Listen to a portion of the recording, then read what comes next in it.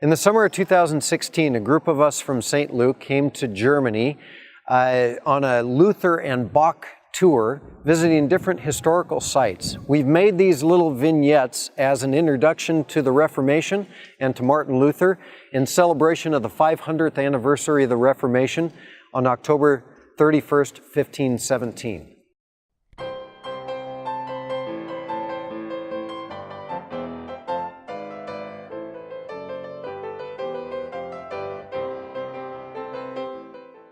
The date was October 31st, 1517. It was All Hallows Eve, and Christians were lined up against this church door or wall in front of these double doors, waiting to get into the castle church to see the relics, the collection from Frederick the Wise, the Elector of Saxony.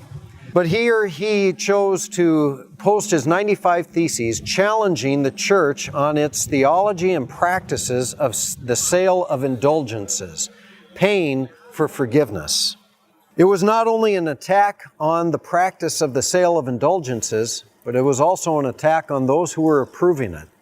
The power and primacy of the Pope, questioning infallibility.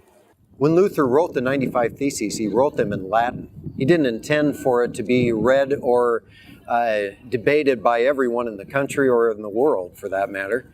He intended it to be a debate among theologians, professors, pastors, priests. But because of Gutenberg and the invention of the printing press, it was translated from Latin into German and disseminated to people all over Germany and all over the world, and really then sparked not only the Reformation, but the beginning of the Protestant Church, what became known as the Lutheran Church as well. Martin Luther, however, was not in favor of that title, having a church named after him. In fact, this is what he said. In the first place, I ask that men and women make no reference to my name. Let them call themselves Christians, not Lutherans. What is Luther, after all? The teaching is not mine. Neither was I crucified for anyone.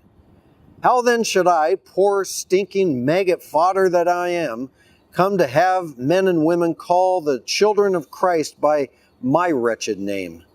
Not so, my dear friends. Let us abolish all party names and call ourselves Christians after him whose teaching we hold.